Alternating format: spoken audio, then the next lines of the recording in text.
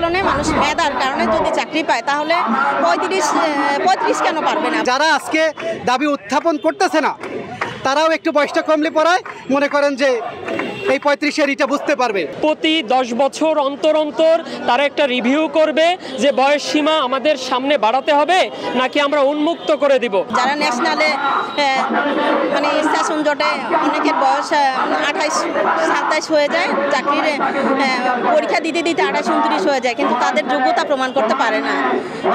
কোঠা আন্দোলন যেহেতু হয়েছে, কোঠা আন্দোলনে মানুষ মেধার কারণে যদি চাকরি পায় তাহলে 35 কেন পারবে না? 35-এর মানুষও যদি মেধায় যদি পায় তাহলে তো সরকারের কোনো সমস্যা নেই। আশা করি আমাদের বর্তমান সরকারের প্রধান উপদেষ্টা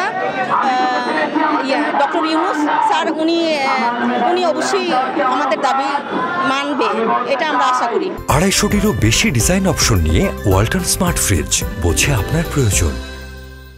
যেহেতু আমরা 2012 সাল থেকে বয়স বৃদ্ধির আন্দোলনে নামছি, সেই ক্ষেত্রে আগে আমরা মনে হইতো যে পাবো কিনা পাবো না, এটা ছিল। কিন্তু এখন যেহেতু আমাদের স্বৈরাচার সরকারের পতন হয়েছে, সেই ক্ষেত্রে আমরা ডক্টর মোহাম্মদ ইউনূসের কাছে আমাদের দাবি আমরা মানে মনে করতেছি আর কি ইমিডিয়েটলি সেটা বাস্তবায়ন হবে ইনশাল্লাহ। দাবিটা হচ্ছে আমাদের বয়স বৃদ্ধি 35 চাই।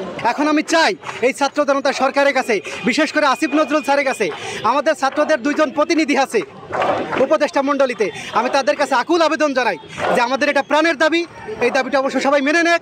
এবং এটা শুধু আমার না ভাই, এটা সারা বাংলাদেশের মানুষের, সারা বাংলাদেশের সকল ছাত্র জনতার দাবি। এবং যারা আজকে দাবি উত্থাপন করতেছে না তারাও একটু বয়সটা কমলে পড়ায় মনে করেন যে এই 35-এর এটা বুঝতে পারবে, 35-এর কি হ্যাসেলটা এটা বুঝতে পারবে। এবং আমার একটাই দাবি, এই উপদেষ্টা মণ্ডলীদের কাছে দাবি, বিশেষ করে আসিফ নজরুল স্যারের কাছে দাবি যে সে আমাদের দাবিটা বুঝতে পারবে, আমাদের দুঃখটা বুঝতে পারবে এবং আমাদের এই 30-এর শৃঙ্খল থেকে মুক্ত করবে ইনশাল্লাহ। এই রাষ্ট্র একটি বয়সসীমা নিয়ে একটি সমন্বয় কমিটি গঠন করুক।